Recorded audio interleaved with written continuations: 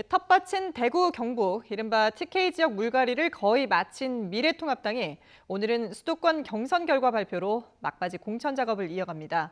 더불어민주당은 민생당, 정의당의 반대 속에 내일 비례대표용 연합 정당 참여 여부를 결론짓습니다. 국회 취재기자 연결해 보겠습니다. 우철희 기자. 네, 국회입니다. 예.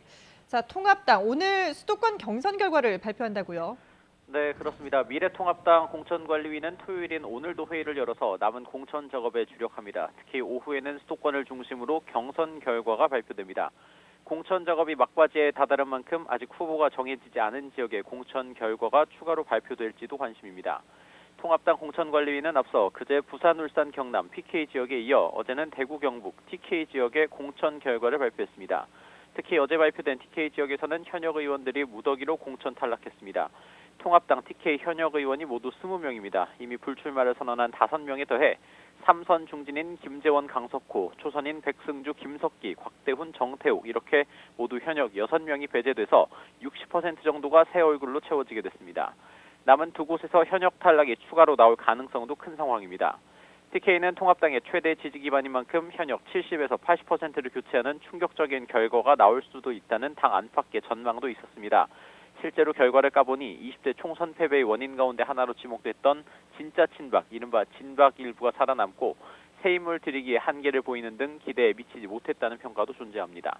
이런 가운데 다음 주 무소속 출마를 예고한 김태호 전 경남지사를 비롯해 홍준표 전 자유한국당 대표 또 공천에서 탈락한 현역 의원들의 무소속 출마 움직임도 감지되고 있습니다. 다만 박근혜 전 대통령이 옥중서신을 통해 보수 통합을 주문한 만큼 실제 당선 가능성이 어떨지는 장담할 수 없습니다. 자, 그리고 민주당은 내일 비례대표용 연합정당 논의 참여 여부를 결론짓죠.